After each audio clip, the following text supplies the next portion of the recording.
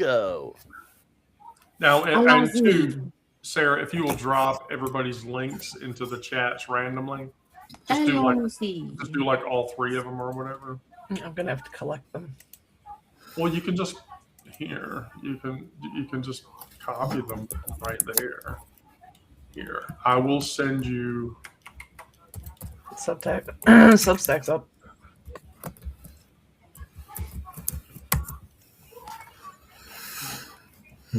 Just a bit. Okay. I just hit the private chat. It must be today. Okay. Yeah, here you go. There's the list of publications. That's today. You can drop that like every 10 minutes or every 5 minutes or whatever into each of the chats. I'd be appreciative. Why can't I get on Substack? Like they're hot. I'm sorry for everybody that's watching, but hi everyone. We've got Opinionated Ogre and Jeff Tiedrick in the. Oh wow! In the chat. Nice. We have 219 people. Yeah. Oh snap! Okay. It's been crazy how fast things fill up now. I had 170 last night. All right. Well, so today's story was. Today's daily update was really, really difficult. I sort of, I started with the reading, and the EPA is torturing climate policy. A British school decided trans kids were a problem and they should be reported to their families. And then Joe Rogan, who is a complete and total shithead, is doing his like stunned puppy routine after discovering the man he helped elect is an ass hamster, because that's what he is. And so it's just shocking, completely shocking to me that this is the case. I mean, I can't believe we this is where we've gotten to, and it's not, it's just not, it's not a good space. So with that, I will go right into it. So Bayard Rustin, who was an architect of the '63 March on Washington, people forget about him, and he stated, "Today, blacks are no longer the litmus test for liberty. That test is now being applied to queer, trans, and gay people." And so the question then becomes, how do we carry this forward? Well, Rustin knew that mechanism from the inside. He built the greatest civil rights demonstration that had been seen in many years. From the program, because of his queerness, he was gay, made the movement uncomfortable. He understood, viscerally and personally, even in his own erased identity, that civil rights are never handed to you whole and in one piece. Mm-mm. They're rationed, they're conditional, they're revocable. The moment that you become inconvenient to the people who hold the pen, that becomes a problem. Right. Coney Barrett's statement about very concrete reliant interest language is not a guarantee. In Coney Barrett's case, she said, I think marriage equality is a core right. I think marriage equality will not go anywhere. And I don't think that it's the court's job to regulate those things. And I'm not going to regulate it. But further, Rustin's point, which cuts straight to the reassurance, whoever sits at the bottom of the liberty test at any given moment tells you everything about how much the system actually believes in freedom. Right now, trans kids are being surveilled in their own schools. Marriage equality is held together by one justice's sense of restraint. That test is ours to pass or fail collectively. And the fight for marriage equality and the fight for freedom and the fight to express ourselves in the way that we want. That was Rustin's whole damn point to begin with. You know, he gave us the map in 86. We should just use it. And so that raises the question. The question then becomes, when you have been the inconvenient body, the trans person, the gay person, the progressive person, whoever, what does it cost you specifically to keep building the architecture of freedom for people who have not yet decided whether I or Brandon or Onyx or Lisa or whoever to walk through that door? And from my perspective, the thing that I am most threatened by in doing that, setting up all this infrastructure outside of the scope of everything else to get the word out, the thing that I become most afraid of is my own security and my own safety. Because I can stand up here on this podium, on my soapbox, and I can yell and scream and I can holler and I can say whatever the fuck it is that I want. But at the core, there's still me, and I'm still threatened by what people choose to do, the orange shit stain or his administration. And that's the fear that I live with. So who wants to? Onyx. Yeah. So, Baird Rustin, I struggle with the litmus test thing, simply because as a Black person, wherever I go, that is the first thing people see. People cross the street, people whisper, people. And when I went to Europe, it was just crazy. People coming up and touching my hair, people showing me Scottie Pippen basketball cards, So what I'm trying to say is that all over the world, being Black is considered lower class. The darker the skin, the lower the class. Now, as it relates to queer issues, yeah, I think right now the litmus test is queer issues, especially in the United States. In the state of Georgia, they just passed a bill that has blocked puberty blockers for kids, trans kids, and this just happened yesterday. So they snuck in these two bills within this law and passed it yesterday. Also regarding state workers and their families, they can no longer get hormones. So we are in a bad place. My mom, just a couple of days ago, I was talking to her and she was distraught. She was like, how do you live? How do you go out of the house? How do you shop? And I was like, I've been doing this for years. This is my life. I live, it's a fear I live with every day, but it can't stop me from living my life. I have to continue to put one foot in front of the other, and I have to continue to show up, and I have to continue to be the person that I am meant to be, so that people who are younger than me can see that, yes, there is a light at the end of the tunnel. Excellent words. Brandon. Yeah, I'd have to kind of agree with Onyx Rose as far as I was talking with Margaret Williams a few months ago, and I was saying, for me, I can go into a situation like a country western bar or something like that, and if I had to, I could pretend that I wasn't gay,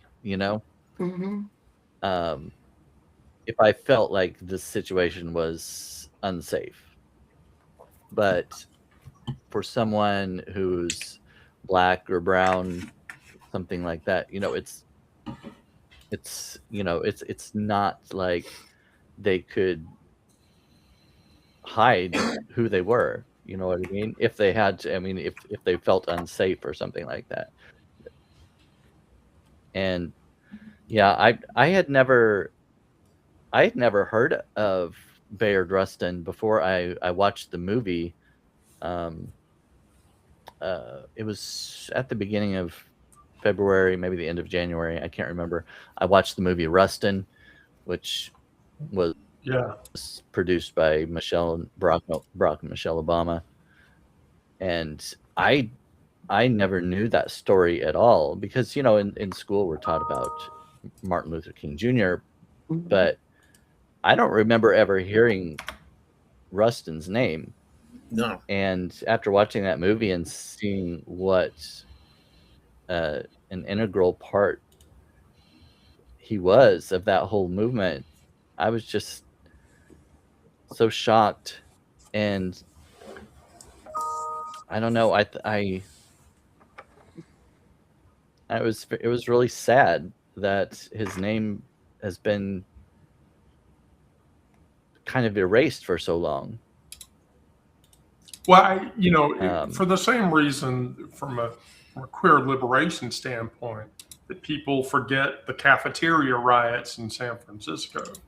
Everybody remembers Stonewall because Stonewall was publicized, but not moments before Stonewall happened, the cafeteria riots happened, and it was the same fight.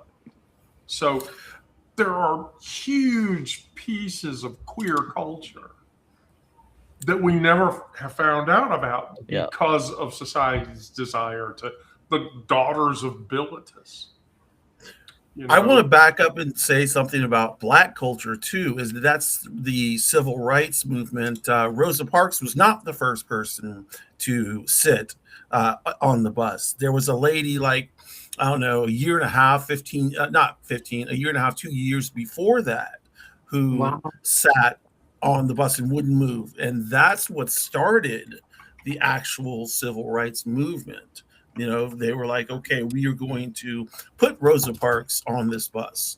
And it is going to be a move of defiance. And so sorry, just wanted to jump in there. Cool.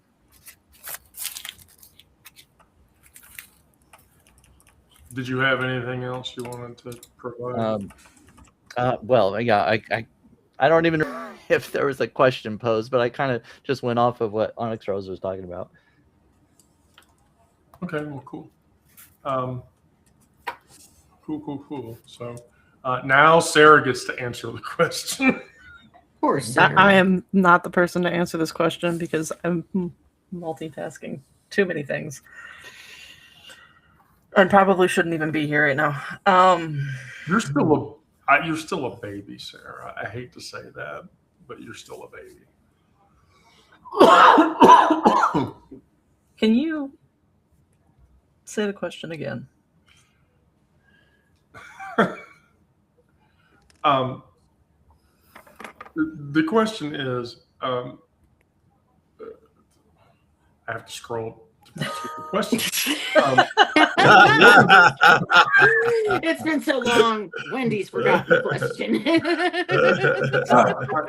The liberty is a litmus test. The question is, what does it cost you to keep building the architecture of support and freedom and expression and everything? What does that cost you?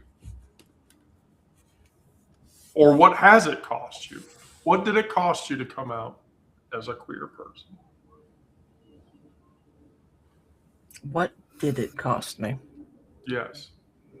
I guess ultimately it cost me my marriage. Well, that's true. But marriage go boom.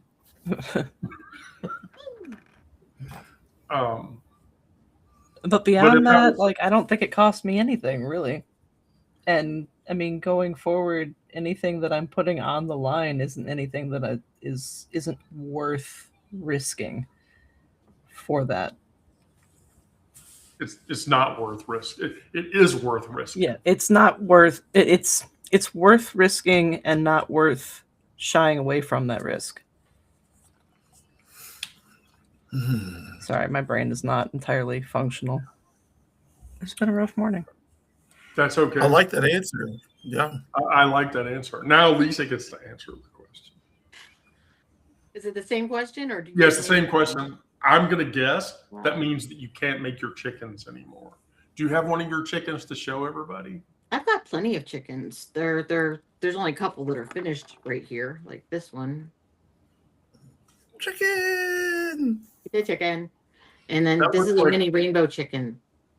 That looks like a really, see, I like the rainbow chicken, but the other one, that's a bigger cock than the other one. This is looking like a barred rock, and this one's not done yet.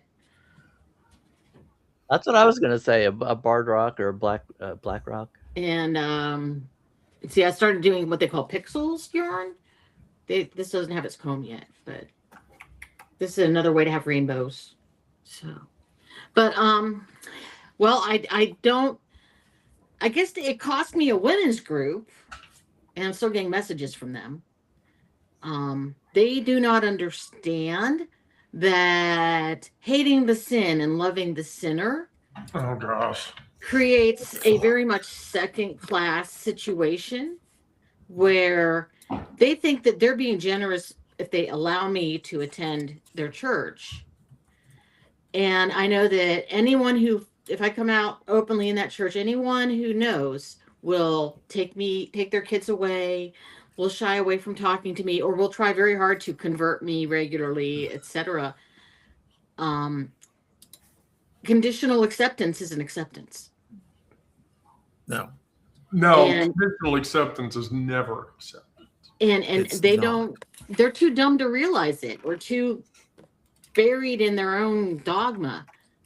And but other than that, I'm lucky. I have kids that love me no matter what, and a sister who apparently actually already was experimenting herself, and so I haven't lost a lot with family or anything.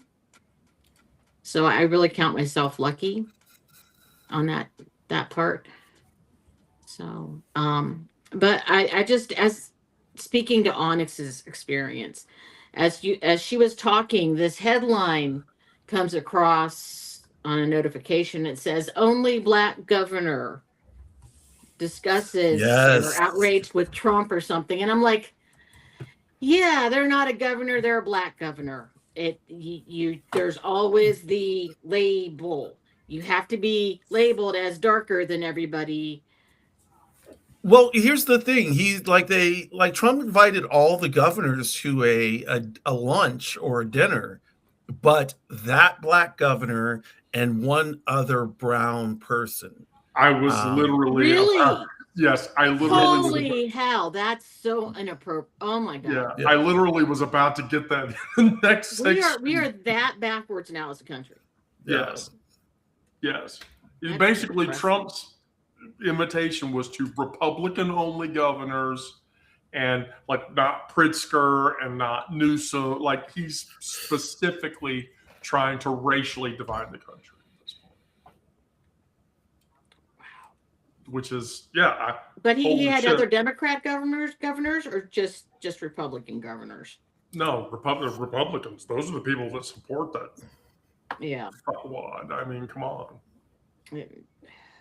So that goes into the second portion of the broadcast, and Oh, cool. that's Adrienne Rich, who, if you're a feminist or you know the feminist subculture, Adrienne Rich is an amazing poet. If Miranda were in here, Miranda would be saying things about it. But Rich wrote in her book, On Lies, Secrets, and Silence, we are all of us involved in the invention of a new language, the discovery of a new reality, the making of ourselves. As queer people, whatever stage of life we are in a state of making ourselves. And Adrienne Rich said that. That's not performance. That's not survival. That's making and building. That distinction is everything on a day when the government is dismantling protections for climate change. English schools are outing trans kids. You know, the world is actively, aggressively hostile to the making of ourselves, to every identity, to every community, and to relationships that didn't come pre-approved by those who have power. And still, I show up, Onyx shows up, Lisa shows up, Brandon shows up, Sarah shows up, everybody that's watching the show shows up. And you build and you name what is real, even when the institutions insist that it's fictional or that it's fake or that it's not real or that it's not what some immaterial being that none of us can see instituted. On a Bronze Age religion? Right. That isn't toxic. That is not toxic positivity. That's just the fucking truth. The making continues, even in the fire, especially in the fire, and no matter what the fire does.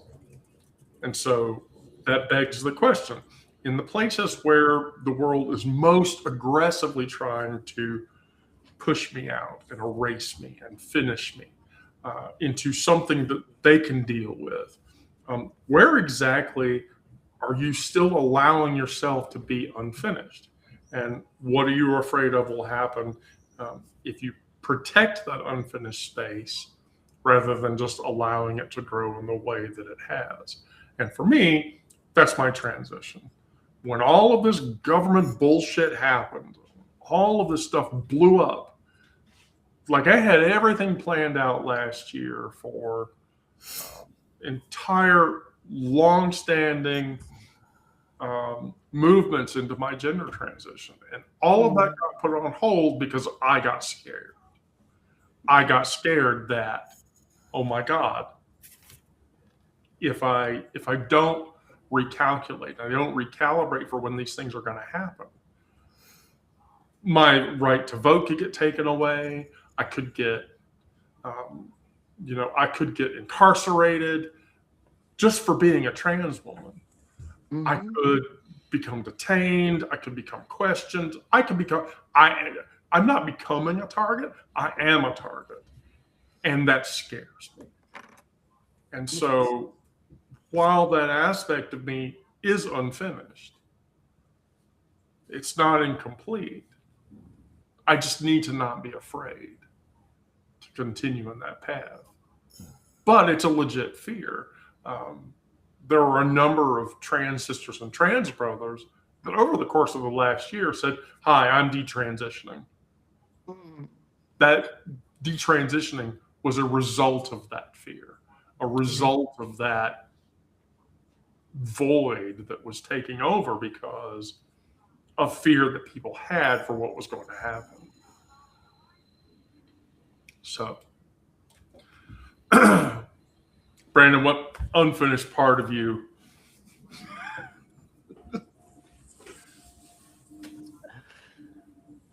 Well, going to the fear part, fear of existing. It's hard not to have that when we look back at history and then see it repeating itself. This is true. When we see things like Trump asking for a list of Jewish students and faculty members from the University of Pennsylvania. It's like, that is like horrible. I mean, it's just a repetition of Nazi Germany and being queer in public spaces and trying to be who you are. It's hard not to have at least some fear in the back of your mind when you know people are being categorized and in some respects rounded up.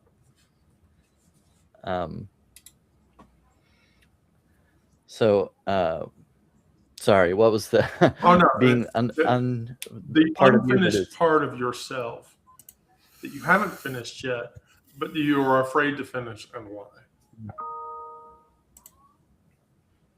well, I mean, I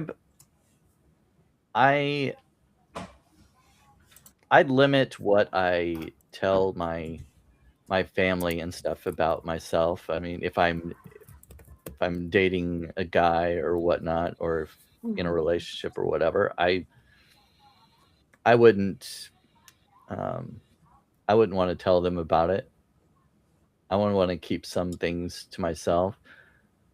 Um, Going out in public with somebody I was in a relationship, depending on where it is, I may not want to have just uh, display affection in public. Right. Um, for fear of what, not necessarily what people would say, because that doesn't really matter to me, but what some of them might do, because there's still, I mean, I go back, I keep thinking back to Matthew Shepard. He was in a very rural area, and everybody knew he was gay, and there were these, white redneck guys that pretended to be gay to lure him into a truck and beat him to death. That wasn't that long ago, and I'm in a rural area, and I can't say that that kind of thing won't happen again. As a trans So it's trans a real person, fear. speaking from a trans perspective, it's the same fear with the Boys Don't Cry movie. Ugh, Who was it? Yeah, who was Brandon Tina, who was a trans guy. Same exact deal. Both of those, like, just woo. I hate to quote a line from a movie, but Brokeback Mountain. This takes a hold of us at the wrong place on the wrong time, and we're dead. And that's a very stark reality as a queer person. That's a world that we live in. And that's a world that we have to accept exists.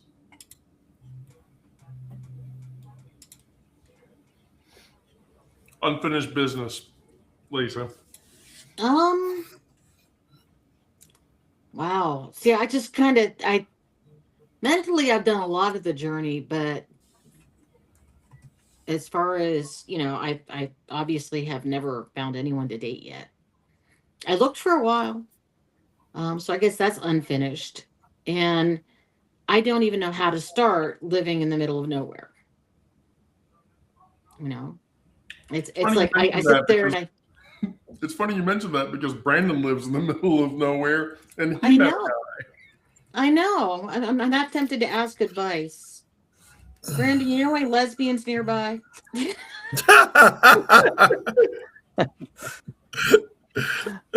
really Just don't. down the road from you a little ways is fine. I mean, I used date. I went on the apps, so I did too. I got somebody in Kansas City, and as far as I can tell, she only wanted to see how much she could get out of me before. She wouldn't even let me like kiss her on the cheek. I mean, it's just the weirdest. Yeah. I mean, that was like, $50 a month, and I can't afford that now. So, yeah. Oh yeah, I just do the free versions, and I know it's limited as far as that goes, Yeah. but I might try to do the free thing. I haven't had any luck. Didn't have any luck when I was paying for it, so it wasn't worth the money. Free might be better. That's, Go ahead. Question is, yes, unfinished business, and why you haven't finished it. so unfinished business. I have I have so um, trauma is a big thing. Um, Unresolved trauma is even bigger. I have stuff that I don't speak about a lot that has happened to me. Um, and it's um, it's kind of slowed down my oh shit, it's just slowed me down. Like there are things that I can't get over. There are issues that I can't get over, and these pertain to sexuality. Like my gender kind of goes from left to right all the time. Sexuality is, popping here, popping there, but there was this specific incident in my past that does not allow me to move forward in the way that I would like, and kind of working on that, but it's not really going well. So,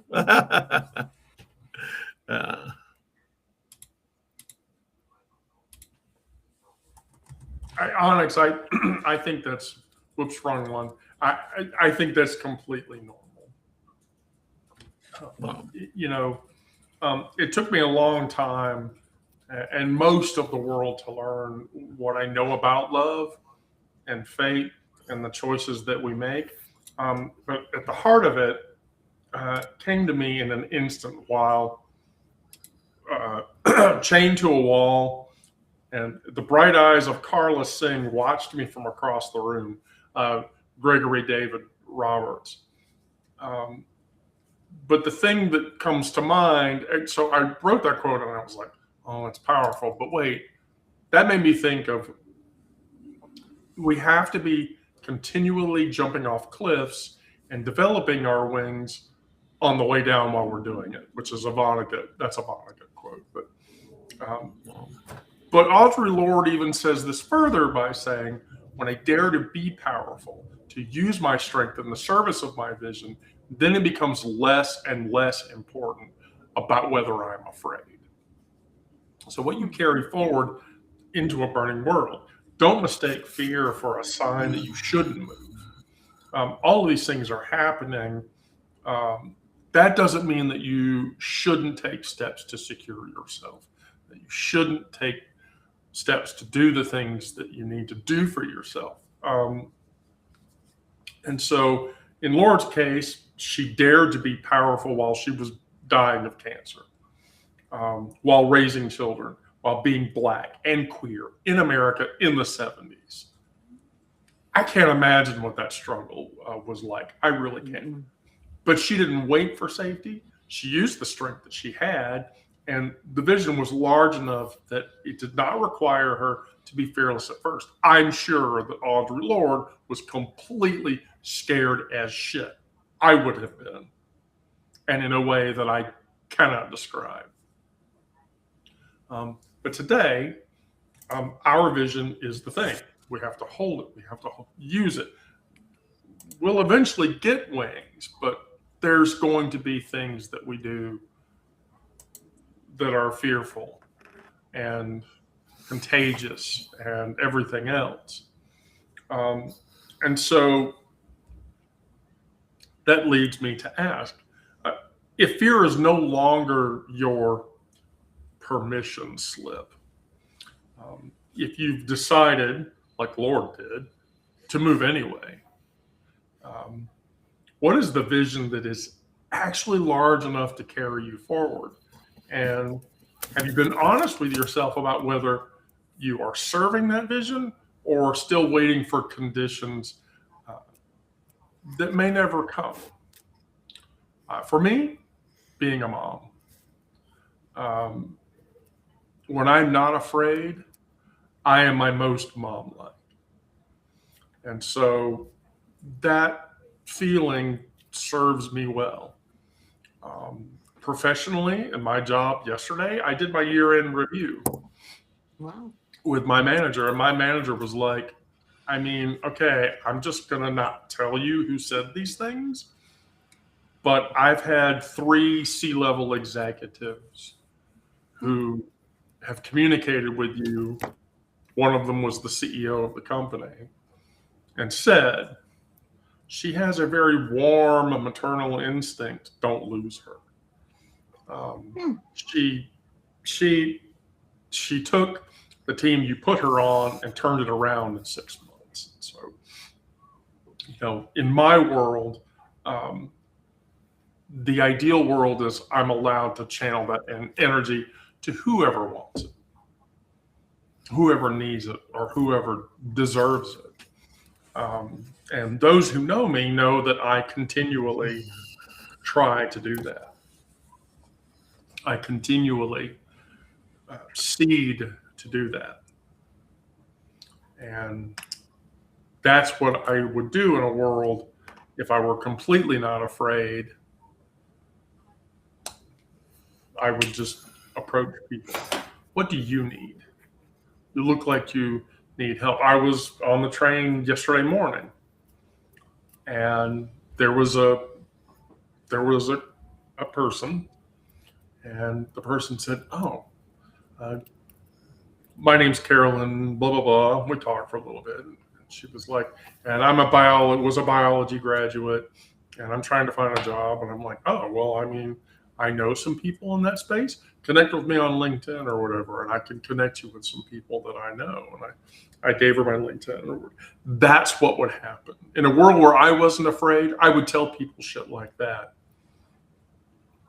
because that's what I do. Why I do it.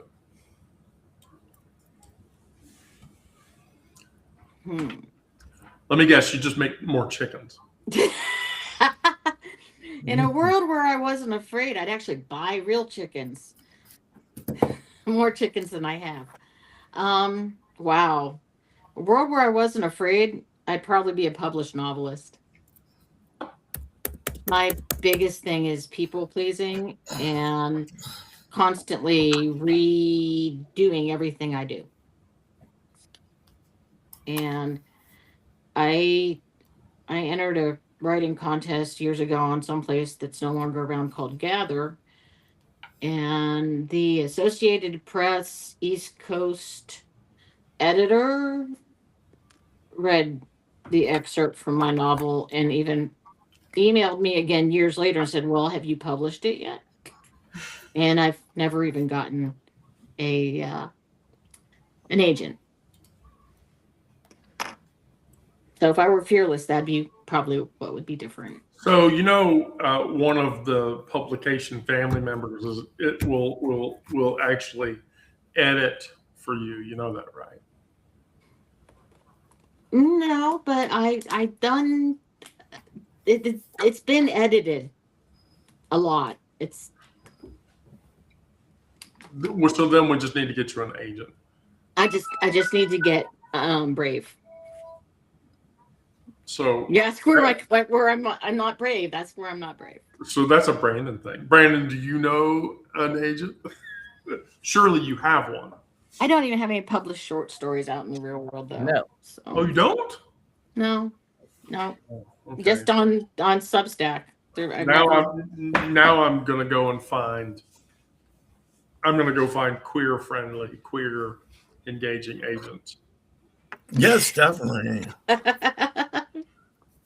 But that's my craven part of my world. That is where I'm not fearless. Okay. That's where you're not fearless. I don't think about being afraid very often. It sounds weird, but. No, it doesn't.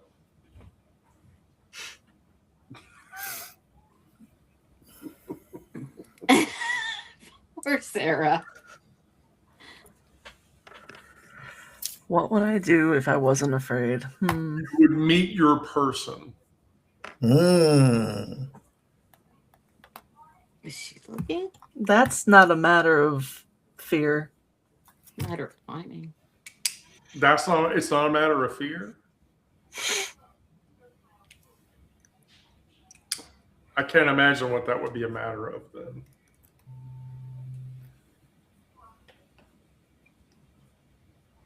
Timing?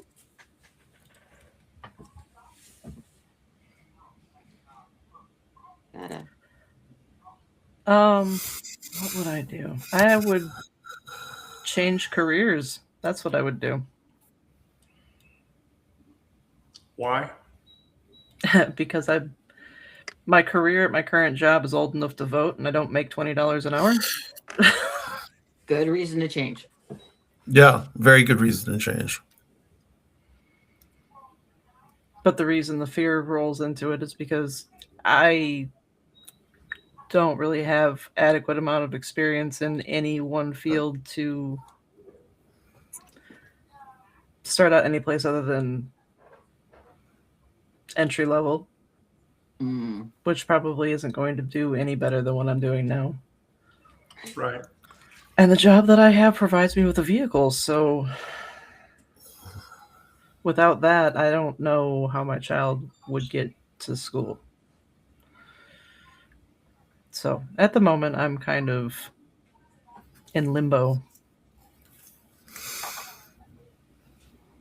That's what moms are for. Okay. I can track with that. No fear, Onyx. What would happen? So I work best with people. I work best with people, and that's people to people, person to person. So what I like to do is connect people to people, or connect people to myself, so that if I need someone here, that person's here, or if that person needs me, that person can lean on me. If I didn't have any fear, I would be on the front lines organizing, getting everybody ready if I didn't have any fear. But I do have fear. So instead of being on the front lines calling for change, pushing for change, pushing for revolution, I do it one person at a time. I do it by signal, where we have these conversations and we realize that we have these same views and that we are a connection to each other. If one person goes missing for a certain amount of time, we know what to do. And this is across a good number of people, and so while I do have a fear of being out in public, especially as a queer person, trans, that's really scary. But behind the scenes, I don't have that fear. Behind the scenes, I think I'm doing good work, and I feel like I am, and I feel like it's necessary work, and that's where I thrive. Yeah. I mean, I can track with that. I can certainly even feel that way,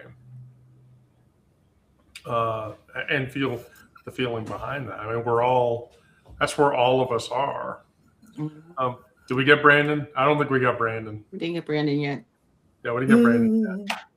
No fear. What No, would happen? not yet. No fear. Yeah, no fear. What would happen? I kind of relate to some of what. Oh, sorry. What? No. Keep going. No. I kind of relate to some of what Onyx Rose was talking about. That, I like that quote. When I dare to be powerful, to use my strength in the service of my vision, then it becomes less and less important whether I am afraid. Mm. I don't feel like I have fear in my writing. I'll write whatever I want, and I don't fear any backlash from that. I don't feel like I hold anything back from that. Kind of like what Onyx Rose was saying as far as being in public and stuff like that. Yeah, there would be some fear in that, but it's also not where my strength is. Hmm. I don't feel like that's part of what I should be doing. I feel like I'm doing what I need to be doing and where my strength lies. And it's not out of fear that I don't go out and speak publicly and in front of crowds and things like that. It's just that's not my forte. That's not where my strength is. There are other people who do that well, and I'll let them do that. And what I'm doing is my strength, and I don't feel like I'll hold back from that. I don't think that you do either. I think you do an excellent job communicating. I feel like what you what you contribute when you contribute it extols the virtue of that energy. Um, I could tell you that there have been occasions I've needed what you wrote that day to get through it. And I literally have to tell you from an emotional perspective that I'm thankful for that. Because are I appreciate that. some days are a disaster, other days are not. Um, so, in closing, before Brandon has to leave, because Brandon has to leave early today, I say this to all of you, Onyx and Brandon and Lisa and Sarah and myself, and to everybody watching. Stop auditing your worthiness and rather pour a foundation. The door doesn't build itself while you're standing in the rubble of someone else's comfort, and nor should you give a shit. Waiting for a permission slip that's never going to arrive is also bullshit. True. Every system that benefits from your hesitation, Onyx's hesitation, my hesitation, Sarah's hesitation, Lisa's hesitation, is counting on us to keep mistaking fear for wisdom, and that's not true. It just isn't. To keep filing your edges down until you're something manageable, something pre-approved, something that fits into their mold. It shouldn't be that way. So to that end, I say, name what vision it is that you have. Not the sanitized, palatable, won't make anyone uncomfortable version, because fuck that. The real one, the one that wakes you up at 3 a.m. with your heart hammering against your ribs like it's trying to escape, the one that terrifies you precisely because it's large enough to matter, because it is. If our voices weren't large enough to matter, we wouldn't be sitting here having these conversations. There wouldn't be however many people are watching us talk about these things if that weren't true. So then move forward. Move towards it like the ground is already on fire, because it is. It's been for a while, but you protect the unfinished edges like they're sacred to you, not because the world will reward you for it, because fuck no, it won't. But because of the rawness is the only thing that the machine can't replicate, because you don't want to be replicated by the machine. Build it anyway. Loud, messy, unapologetic. The wings aren't waiting patiently somewhere ahead of you. They're forged from all of the failing that you do to begin with. Lord proved that in all of her efforts going through the time when she succumbed to cancer. Baldwin proves that. Hell, the Greek female philosopher Sappho, she proved it. Don't fit into that mold. Don't fit into that space. And certainly don't give a shit about what other people think. You know, we in the community just say, you do you. I'm just going to help you get there so that you don't feel like you have to do that alone.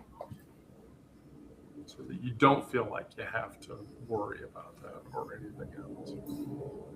Which, by the way, Brandon, I have to ask. You seen him again? No, No. not yet. Okay. No. It's in the middle of the week. Okay. I thought it was Friday. Wait, you don't date on weekdays? What bullshit is this? Well, well, he works. I work at home, so I don't care. But Right. we have to coordinate schedules. Yeah. Right. Okay, well, I bet that plan is there going in the future. Yeah. Okay, good. Okay, good. Sarah, Lisa, Onyx. I won't ask Brandon because I've already given him a hard time. Do you have anything to close? Mm-mm. I have my usual, fuck ICE, fuck Donald Trump, fuck transphobia, fuck homophobia, fuck ableism, fuck xenophobia, live a life out loud as you can, support your fellow human, love people as much as you can, and try and love yourself even more. And that's all I got. Remember, we're all humans being. Yep. Humans Did being. you say we're all humans being? Yes. You did that on purpose, didn't you? I see what you did there. It makes sense. It's great. Oh. I swear, Lisa, you should use that as a tagline. You should really use that as, because if you don't, I'm going to make you do it. So, Wow. Wow. I've got a few like I'm unique just like everybody else. I used to have that written on my backpack in high school. No. What? I'm unique just like everybody else. I'm unique just like everybody else. Well, I mean, why would you not be? Exactly. Right. I mean, why would you not be? I mean, you just. We lost Brandon, but do you want to hear my cooking thing for the day? It's a little silly. It's a little silly. So the cooking thing for the day was roasted cabbage steaks. Cabbage steaks? Yes, those roasted two words cabbage seem steak. like they should go together. Okay. So, no. All right. Cabbage. So let me just give this to you and let me tell you what you think. Okay. So you get a head of green cabbage and you cut it into 1 inch wide rounds. Okay. And then you brush both sides of it with a tablespoon of white miso mixed into 2 tablespoons of melted butter. And then you lay it on a sheet pan and you roast it at 425 for 15 minutes until the edges are a golden crispy consistency. And then you finish it with sesame seeds and a drizzle of rice vinegar. That literally is the cheapest meal that I could come up with for a vegetable that's in season, which happens to be cabbage, because cabbage is in season. The other thing, and I'm waiting for Sarah to battle me on this one, is growing your own garlic. Planting an individual garlic clove 2 inches deep in a pot on your windowsill, it literally takes 8 to 10 weeks to harvest. And he cost a head of garlic was $2 in the grocery store versus you're feeding a plant on your windowsill that will continually give you cloves of garlic. It probably won't be like California Gilroy, capital of the world garlic, but it'll be garlic. and then you snip the green shoots, and you get a mild garlic chive flavor. I mean, why would you pay $7 for a bunch of garlic when you could just windowsill grow that? I'm waiting for Sarah to tell me I'm stupid. But I have thoughts. yeah, You have of thoughts? course. Are they bad thoughts? I would think like that's a great idea. I mean, yeah, from using the garlic scapes, the green parts, sure. Right. But when you grow a head of garlic, you only get one head of garlic unless you replant the individual cloves. And it takes 2 seasons to grow hardneck garlic. It actually has to go through the freezing process, so doing it on your windowsill doesn't really work. Unless you're getting a soft neck, and then maybe, but it's still a full season. That's one of those slowest growing things. So really, Okay, so it's she came in with a dissertation, you know? It takes forever to get artichokes too. Yes. okie dokie artichoke. Single season thing. But they're really cool looking plants, man. And asparagus takes 2 years before you can harvest for the first time. Yep, and then you can only harvest about a quarter of it. Really? Yep. Yeah, you can't harvest it heavily the first couple of years at all. I've got purple asparagus in my garden. All right. Well, I mean, I was gonna talk about my white bean and tomato stew, which feeds 4 people under $6, but it has beans in it and it has tomato sauce in it, and I knew Sarah would immediately give me crap about it, so I'm not going to. Why would I give you crap about beans and tomato sauce? Because everybody gives me a crap. Sugar. Does that beans in it? Yes, it does. Well, I wouldn't be able to eat it. That's too many carbs. Carbs and sugar. Yep. Yep. And then the things that happened today, by the way. So Bayard Rustin did the march in '63. In 1973, the American Psychiatric Association removed homosexuality from its DSM, marking a shift in medicine pathologized queerness. Johnson co-founded STAR today in 1970. Milk became the first openly gay man elected to a public office in California. Yeah. The Stonewall Monument was established by Obama in 2016. And now they've taken down the pride flag. They've taken all of our pride flags down. Wait, but they put the pride flag back up today. They put the flags back up? Fuck yes. Yeah. Thank God. And when activists defied the Trump administration this week by re-raising the pride flag at Stonewall. Exactly. Yeah. Trump made it illegal for it to be there. Who, by the way, while that was happening, Zoran Mamdani or whatever was there, and he literally said, "No act of erasure will ever change or silence that history." Fuck yeah! Right. Nice. Well, that is true. They can take away our flags. They can take away our anything that is superficial, but they're not going to extinguish us. That's just not going to happen. Erase people's existence. Well, you try. Certain scary person tried that years ago with a certain whole group of people, but right, it isn't going to change the fact those people exist.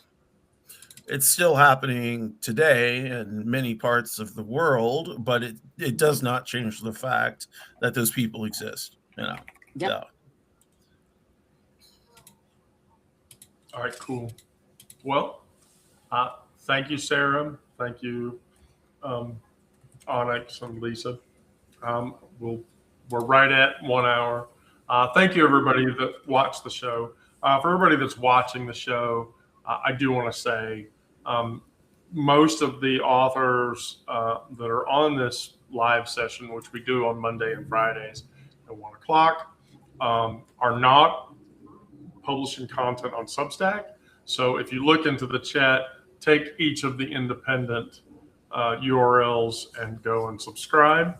Free to subscribe. If you want to pay to help struggling writers get what they need, myself included. Please feel free. Buy me a coffee for $2. You'll get access to an amazing amount of content. And I think that would all be really good for all of us, all the way around. And so with that, I will tell everyone good day. Go out there, do good things, be safe. And be kind to each other. You know, don't let it get the worst of you.